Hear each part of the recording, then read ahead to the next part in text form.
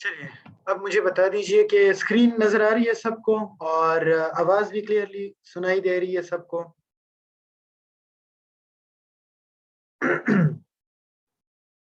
Yes sir. ठीक है, very good. अच्छा मुझे ये बताइए सबस्ट्रेट वैसे होते क्या हैं? आम ज़बान में या हमारी बॉडी में? सबस्ट्रेट तो हम उसको नाम देते हैं ना। अब जैसे आपसे कोई पूछे कि ये पोस्टारिन होता क्या है? पोस्टारिन तो सिर्फ़ नाम है ना, तो आप उसको क्या जवाब देंगे कि ये 2 इयर्स डिग्री प्रोग्राम है, ठीक है? जिसकी इक्विवेलेंस 16 इयर्स एजुकेशन की है। इसमें ये सब्जेक्ट्स होते हैं, ठीक है? और ये सेमेस्टर वाइज़ होता है।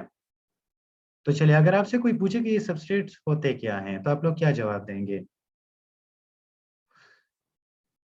चैट बॉक्स में लिख लें, बोल लें जिनको लगता है कि उनकी सिग्नल क्वालिटी अच्छी है। अब तो पीटीए ने भी जेएस को भी वो 30 मिलियन का वो चूना लगा दिया ना, या क्या कहते हैं, वो कर दिया ना, जुर्माना कर दिया कि आप लोगों की वो सिग्नल क्वालिटी बेहतर नहीं है। एनी हाउ, चलिए सबस्ट्रेट हमारे पास बेसिकली रिएक्टेंट्स होते हैं, ठीक है? जो 2 रिएक्टेंट्स जो आपस में मिलकर प्रोडक्ट बनाएँगे हमारी बॉडी में। अच्छा, और एंजाइम क्या करता है कि उन रिएक्टेंट्स की जो स्पीड है, उसको बढ़ा देता है उसकी एक्टिवेशन एनर्जी कम करके। ठीक है? मैंने आपको वो मुलाज़िम वाली एग्ज़ाम्पल दी थी, जो पहले ₹100 में जाता था, ठीक है? अब तब आप उसको एंजाइम जब आता है या जब जब कोई दूसरा बंदा आता है और वो उसको कन्विंस कर ले ₹50 पे, ठीक है? तो ₹100 में अब वो 2 दफ़ा जाएगा या गोली की स्पीड से जाएगा। तो एंजाइम ऐसे ही एक्ट करते हैं हमारी बॉडी में, ठीक है? अच्छा वो हम ये देखिए, ये हमारे पास क्या है, सबस्ट्रेट की कंसंट्रेशन है। ये इसकी रिएक्शन वेलोसिटी है, मतलब है कि रिएक्शन की स्पीड है, कौन सी स्पीड को वेलोसिटी कहा जाता है। तो सबस्ट्रेट यहाँ दे लेफ्ट टू राइट जाइए, ठीक है? ये देखिए सबस्ट्रेट की कंसंट्रेशन बढ़ रही है, तो जो रिएक्शन की वेलोसिटी है, वो भी बढ़ रही है। एक फेज़ ऐसा आता है, ठीक है? जहाँ पर ये बिल्कुल सेम हो जाती है, एक स्पीड होती है, फिर उससे ज़्यादा नहीं बढ़ती, ठीक है? ये फेज़ तब आती है जब एंजाइम बिल्कुल सैचुरेट हो जाए और उसमें मज़ीद एक्टिवेशन एनर्जी कम करने की या मज़ीद सबस्ट्रेट को अपने साथ बाउंड रखने की एबिलिटी या कैपेबिलिटी नहीं होती, ठीक है? तो ये वो फ़ेज़ होता है। अच्छा इसके अलावा सबस्ट्रेट कंसंट्रेशन तो हो गई, अब एंजाइम कंसंट्रेशन। एंजाइम कंसंट्रेशन का मतलब है कि एंजाइम हमारी बॉडी के अंदर एंजाइम्स की मिकदार, उसकी क्वांटिटी, ठीक है? ये क्या होता है, ये डायरेक्टली प्रोपोर्शन होता है एंजाइम की एक्टिविटी के साथ। अंडरस्टैंडेबली बात है ना, बिल्कुल सिंपल टू अंडरस्टैंड बात है, कॉमन बात है कि जब हमारी बॉडी में एंजाइम ज़्यादा होंगे, तो वो आसानी से और मोर इफेक्टिवली, एफिशिएंटली सबस्ट्रेट्स को प्रोडक्ट्स में कन्वर्ट करेगा। और जैसे ही या तो सबस्ट्रेट की कंसंट्रेशन कम होगी या फिर एंजाइम की कंसंट्रेशन कम होगी। ये सबस्ट्रेट की कंसंट्रेशन कम होगी तो हमें फिर क्या करना होगा, खाने-पीने पे तवज्जो देनी पड़ेगी हमें, ठीक है? लेकिन जब एंजाइम की कंसंट्रेशन की कमी होती है, तो हम फिर क्या करते हैं, हम एप्लाज़ाइम सिरप वो लेते हैं डॉक्टर के कहने पे, क्योंकि वो एंजाइम का बिल्कुल एक मजमूआ है, सारे जो डाइजेस्टिव एंजाइम, ठीक है? अच्छा, टेम्परेचर इनवर्सली प्रोपोर्शन है, ठीक है? जितना ज़्यादा टेम्परेचर बढ़ता है, उतना ही एक वक़्त तक तो एंजाइम की एक्टिविटी बढ़ती है, लेकिन फिर अगर टेम्परेचर कॉन्स्टेंटली बढ़ रहा हो, ठीक है? जी मैडम कुछ पूछना चाहती हैं?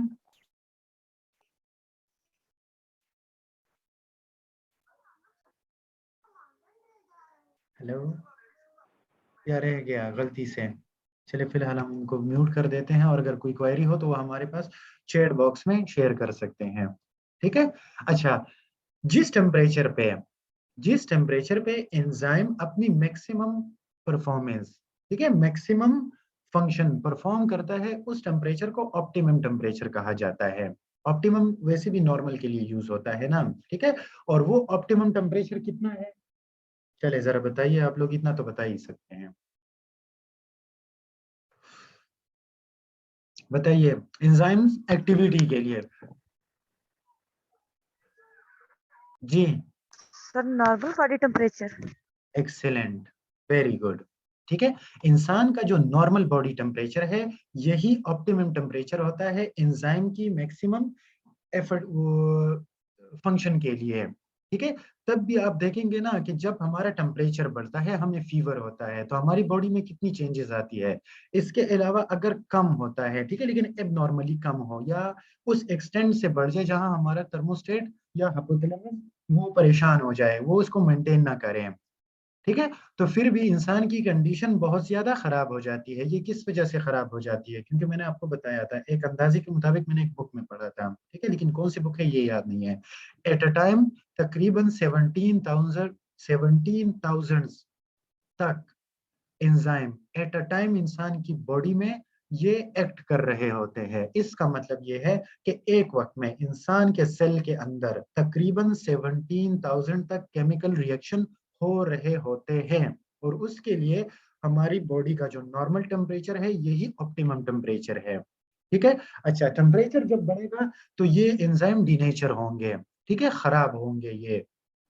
इसकी आसान सी एग्जांपल है अंडा हम पकाते हैं ना, वो ऑमलेट या वो क्या कहते हैं उसको, हाफ फ्राई वगैरह, वो जब करते हैं तो आपने देखा होगा कि जैसे ही हम उसको वो तवे पे डालते हैं, ठीक है, वो सिकुड़ना शुरू हो जाते हैं। क्यों? क्योंकि एग में अल्ब्यूमिन होता है जो कि एक प्रोटीन है, ठीक है, उसकी शक्ल बिगड़नी शुरू हो जाती है, डीनेचर होनी शुरू हो जाती है, ठीक है, क्योंकि हमने इसका टेम्परेचर बढ़ा दिया। सेम यही हालत होती है हमारी बाकी एंजाइम्स की। क्यों? क्योंकि एंजाइम चाहे जितने भी डिफरेंट हो, जितने भी इनकी फंक्शन एक दूसरे से अलग ही क्यों ना हो, लेकिन बाई नेचर, बाई जात ये क्या है? ये प्रोटीन है, और प्रोटीन की ये प्रॉपर्टी है कि ज्यादा टेम्परेचर के साथ ये डीनेचर होते हैं, ये अपनी नॉर्मल स्ट्रक्चर और फंक्शन को लूज कर देते हैं, ठीक है। अब ये देखिए, ये इसकी एग्जांपल है, ठीक है। टेम्परेचर कम है, देखिए ये एंजाइम की एक्टिविटी है और ये टेम्परेचर है। टेम्परेचर कम है, परफॉर्मेंस बिल्कुल लो है, लेकिन जब ये बिल्कुल यहाँ पर इंसान के जो नॉर्मल बॉडी टेम्परेचर है यहाँ तक पहुंचते हैं, तकरीबन कितना है, 37.6 डिग्री सेल्सियस है ना, या 98 डिग्री फ़ारेनहाइट, तो ये इसके लिए ऑप्टिमम टेम्परेचर होता है। अब जब टेम्परेचर बढ़ेगा, राइट साइड पे देखें, ठीक है, तो ये डीनेचर होना शुरू हो जाएगा और इसकी एक्टिविटी कम होना शुरू हो जाएगी, डिक्रीज होना शुरू हो जाएगी, ठीक है। इसको ऑप्टिमम टेम्परेचर कहा जाता है। अच्छा, पीएच को देखें, पीएच वेरी करता है, डिपेंड करता है एंजाइम पे, ठीक है। अच्छा देखिए, हाँ, कि किस बॉडी पार्ट में, या हाँ बिल्कुल, किस ऑर्गन में वो एंजाइम फंक्शन कर रहा है। पीएच, पीएच क्या है भाई? चलिए बताएं जरा, ये तो हमने पढ़ा है बिल्कुल स्टार्ट स्टार्ट में। The negative log of hydrogen ion concentration is known as pH, power of hydrogen, ठीक है। ये हमें बताता है किसी भी सोल्यूशन के बारे में कि आया ये सोल्यूशन एसिडिक है, बेसिक है या न्यूट्रल है। पीएच जितना कम होता है, 7 से कम पीएच एसिडिक, 7 से ज्यादा पीएच बेसिक। 7 बिल्कुल न्यूट्रल वाटर का। ब्लड का पीएच होता है 7.35 से लेकर 7.45 तक, स्लाइटली बेसिक, ठीक है, क्योंकि म्यूकस और अल्कलाइन फ्लूइड वगैरह बॉडी में रिलेटिवली ज्यादा होते हैं, ठीक है। वैसे तो 70% पानी है ना इंसान का, जो वो है बॉडी है, ठीक है। The protoplasm of the cell contain 70% of the water.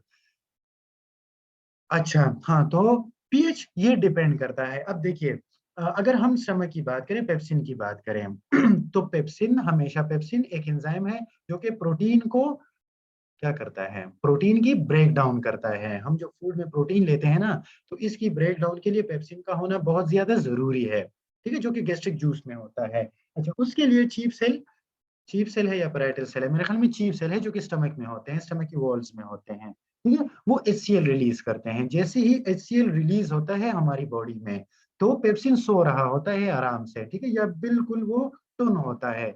जैसे उस पे ये स्ट्रॉन्ग एसिड पड़ता है, 2 की पीएच वाला एचसीएल हाइड्रोक्लोरिक एसिड, तब जाकर इसको अकल आती है, ठीक है। इसके अलावा अगर हम ट्रिप्सिन की बात करें, जो कि एक और एंजाइम है, प्रोटीन को ये मेटाबोलाइज करता है, या अगर हम एमाइलेज की बात करें, जो कि सलाइवा में प्रोड्यूस होता है ना, टाइलिन एक केमिकल होता है जिसके अंदर ये सलाइवरी एमाइलेज प्रेजेंट होता है, ठीक है। तो सलाइवा क्या है, स्लाइटली अल्कलाइन इन नेचर है, ठीक है। और ट्रिप्सिन के लिए भी जो ऑप्टिमल पीएच है वो मोर देन 8 होना चाहिए, 8 to 11 या 9 to 11। तो पीएच से हमें ये पता चला कि ये एंजाइम कि जिस ऑर्गन में एंजाइम मौजूद है उस पे डिपेंड करता है, ठीक है। ये हो गए। ओ, ये तो इन्होंने भी एग्जांपल दी है, वेरी गुड। देखिए, पीएच जब कम होता है तो पेप्सिन की एक्टिविटी पीक पे होती है, पीएच बढ़ता जाता है और पेप्सिन की एक्टिविटी कम होती जाती है, यहाँ तक कि बिल्कुल डिसीज हो जाती है जब पीएच बेसिक हो जाता है। अगर हम ट्रिप्सिन को देखें तो पीएच जब एसिडिक होता है, कम होता है, तो इसकी एक्टिविटी बहुत ज्यादा कम होती है, स्मॉल इंटेस्टाइन में होता है। ठीक है, अच्छा, जैसे जैसे पीएच बढ़ता जाता है, ठीक है, देखिए 7 पे, और ऑप्टिमल कहाँ तक आ गया, 8 तक आ गया। ठीक है, 8 से 9 तक इसके लिए ऑप्टिमल पीएच रेंज है जिसपे ट्रिप्सिन एक्ट करता है। अच्छा, अब वो एंजाइम जो फूड डाइजेशन के लिए इंतहाई इंपॉर्टेंट है, ठीक है, इंतहाई आसान है, मैंने आपको बताया था। मेजर फूड कंपोनेंट्स कौन कौन से हैं इंसान की बॉडी के, या वो बायोमॉलिक्यूल जो हम फूड से लेते हैं, कार्बोहाइड्रेट्स, लिपिड्स, ठीक है, इसके अलावा प्रोटीन्स, न्यूक्लिक एसिड्स वगैरह, ठीक है, ये मैक्रो मॉलिक्यूल्स हैं। तो बिल्कुल उसी उन वही नाम रहने दें उनका, ठीक है, क्या हो गया, स्क्रीन नजर आ रही है आप सबको, वही नाम होगा, सिर्फ उनके सामने ASE लगा दें, ठीक है, तो ये एंजाइम बन जाएंगे उस बायोमॉलिक्यूल को डाइजेस्ट करने के लिए। ठीक है, अच्छा, ये कहाँ कहाँ पे होता है, स्टमक एसिड में, म्यूकस में, सलाइवा में, और बाइल सेक्रीशन, पेनक्रियाटिक सेक्रीशन, जितनी भी सेक्रीशंस होती है हमारी बॉडी में, ठीक है, ब्लड में, ये सारे के सारे एंजाइम्स वहां पर मौजूद होते हैं, अपने अपने मोर्चे इन्होंने संभाले होते हैं। चलिए अब जरा एक नजर देखते हैं कि कार्बोहाइड्रेट्स मेटाबॉलिज्म के लिए कौन कौन से एंजाइम्स होते हैं। ठीक है, सलाइवरी मैंने आपको बता दिया था कि सलाइवा में एमाइलेज होता है, टाइलिन, टाइलिन के अंदर फिर अमाइलेज होता है, सलाइवरी अमाइलेज, क्योंकि पेनक्रियास भी पेनक्रियाटिक अमाइलेज रिलीज करता है। ठीक है, इसके अलावा स्मॉल इंटेस्टीन में बस सिर्फ नाम वही कर लें, ठीक है, सक्रेज, लाइपेज, और इसके अलावा माल्टेज, या कलेक्टिवली इनको डाइसेकेराइडेज कहते हैं। ठीक है, इसके अलावा अगर हम स्टार्च और ग्लाइकोजन की बात करें तो ये पॉलीसेकेराइड्स हैं। ठीक है, तो पॉलीसेकेराइड्स के लिए पॉलीसेकेराइडेज रिलीज होते हैं, ठीक है, स्मॉल इंटेस्टीन में। ठीक है, तो ये सारे के सारे एंजाइम, ये इनके नाम है, और ये इंपॉर्टेंट है हमारी बॉडी में कार्बोहाइड्रेट की मेटाबॉलिज्म के लिए, कार्बोहाइड्रेट की ब्रेक डाउन के लिए। ठीक है, पॉलीसेकेराइडेज, पॉलीसेकेराइड स्टार्च और ग्लाइकोजन को जो हम फूड से लेते हैं ना, ठीक है, इसकी ब्रेक डाउन करेगा डाइसेकेराइड्स में या ओलिगोसेकेराइड्स में, ओलिगोसेकेराइडेज आएंगे, इसको ब्रेक डाउन करेगा डाइसेकेराइडेज में। ठीक है, डाइसेकेराइडेज आएंगे और उसको ये सक्रेज, माल्टेज, लैक्टेज, ये सारे के सारे डाइसेकेराइडेज हैं, कलेक्टिव इनको ये कहा जाता है। ठीक है, और ये हमारे पास चूंकि डाइसेकेराइड है, वंस इसकी मौजूदगी में जब इनकी ब्रेक डाउन हो जाए तो एंड प्रोडक्ट क्या आता है, 6 कार्बन कंपाउंड, ग्लूकोज या फ्रक्टोज या गैलेक्टोज। ठीक है, लेकिन ज्यादातर ग्लूकोज जाता है ब्लड में आइसोमेरिज्म के जरिए। ये देखिए, ये इनके नाम है, ये इनकी स्पेसिफिसिटी है। ठीक है, ये इसकी नेचर ऑफ सबस्ट्रेट है, ये एंजाइम है, ये इसका सबस्ट्रेट है जिसपे ये एक्ट करेगा, अमाइलोज, ठीक है, अमाइलेज, अमाइलेज, माल्टोज, सक्रोज और लेक्टोज, और प्रोडक्ट इसके क्या होंगे, जो एंड प्रोडक्ट होते हैं इसके। आई होप कि समझ आ रहे हैं आप सबको, कोई मुश्किल बात तो नहीं है ना अभी तक, जो हमने कोई और बात की हो, जो आपकी समझ से बालातर हो।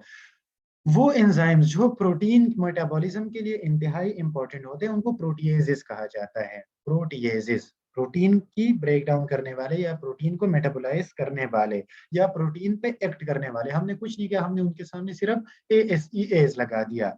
ये होते कहाँ पर हैं, ज्यादातर पेनक्रियास में होता है, ट्रिप्सिन की जब हम बात करते हैं। ठीक है, स्मॉल इंटेस्टीन में पेप्टाइडेजेस होते हैं, ठीक है, या पेप्टोन्स वगैरह होते हैं। और इसके अलावा अगर हम बात करें, एक और है ये पेप्सिन और ट्रिप्सिन या कीमोट्रिप्सिन, ये तो खैर स्मॉल इंटेस्टाइन में होता है और वहां पे होता है। ठीक है, तो पेप्सिन ये होता है स्टमक में, तो जितने भी secretions होती है,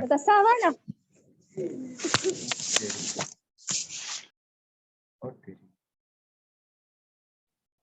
क्या हम सा ले लें, एनी हाउ, ये सारी की सारी क्या है, एंजाइम्स हैं, ठीक है, जो कि प्रोटीन को ब्रेक डाउन के लिए मौजूद है हमारी बॉडी में। आप लोग नाम याद कर लें तो ये बहुत है हमारे लिए। आखिर में मसला देखिए, प्रोटीएजेस, ट्रिप्सिन, हीमोट्रिप्सिन, पेप्सिन और इलास्टेजेस, ठीक है, जो इलास्टिक फाइबर्स होते हैं उसको ये मेटाबोलाइज करते हैं। देखिए, माउथ में सलाइवा, और इसमें फिर ये होते हैं, माउथ में तो खैर नहीं होता, स्टमक में होता है और स्मॉल इंटेस्टीन में होता है। ठीक है, पेप्टाइडेज इसकी हमने बात कर ली, और इनके एंड प्रोडक्ट्स ये होते हैं। ठीक है, पॉलीपेप्टाइड्स होते हैं और एंड में अमीनो एसिड्स बनते हैं, एंड प्रोडक्ट्स। अच्छा, लिपिड की मेटाबॉलिज्म के लिए जो एंजाइम हमारी बॉडी में प्रेजेंट है उनको लाइपेजेस कहा जाता है, ठीक है, या लाइपेज कहा जाता है।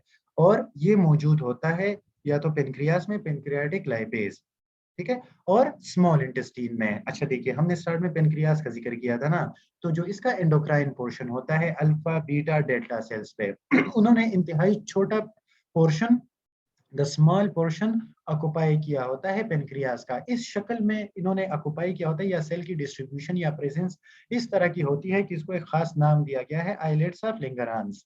ये एंडोक्राइन पोर्शन है, ठीक है, अल्फा बीटा और डेल्टा सेल्स ग्लूकागॉन, इंसुलिन और सोमेटोस्टेटिन ये रिलीज करता है। इसके अलावा सारा का सारा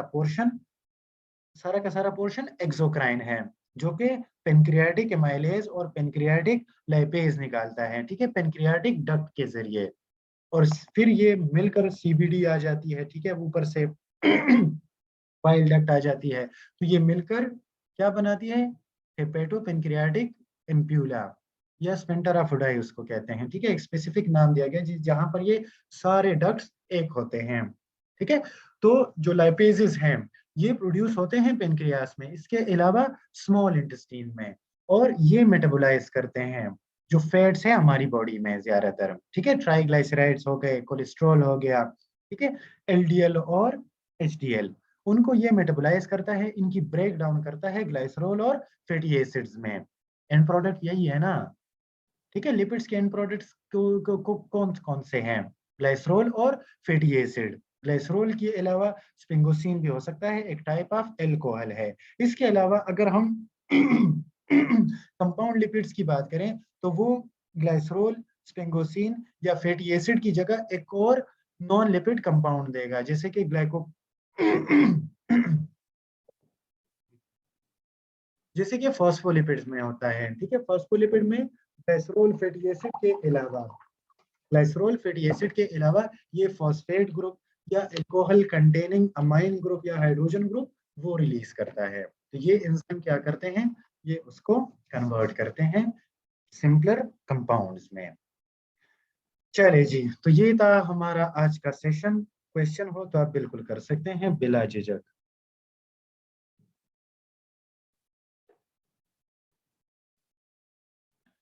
कनेक्ट नहीं हो रही, सिग्नल इशू है, स्क्रीन शो नहीं हो रहा, कनेक्ट नहीं हो रहा।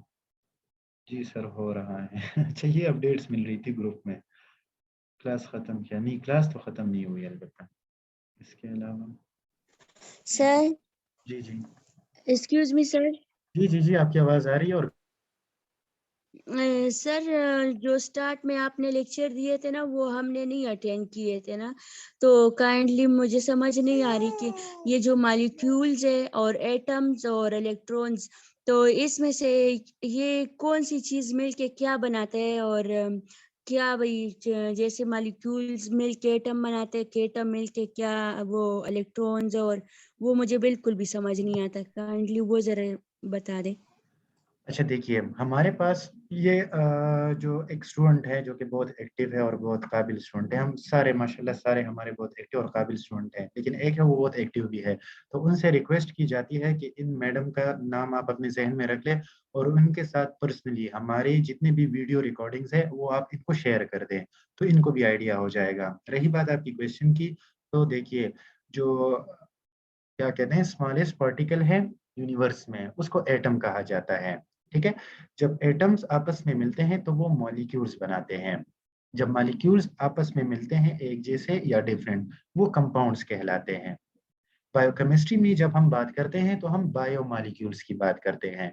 वो मॉलिक्यूल्स जिस पे इंसान की जिंदगी डिपेंड कर रही है, जिसकी इंसान की जिंदगी को सस्टेन करने में इंतहाई इंपॉर्टेंट रोल है, वो मॉलिक्यूल्स कौन कौन से हैं, वो है कार्बोहाइड्रेट्स, फैट्स, और इसके अलावा प्रोटीन्स, न्यूक्लिक एसिड्स, ठीक है, और वाटर हमारे पास है सर।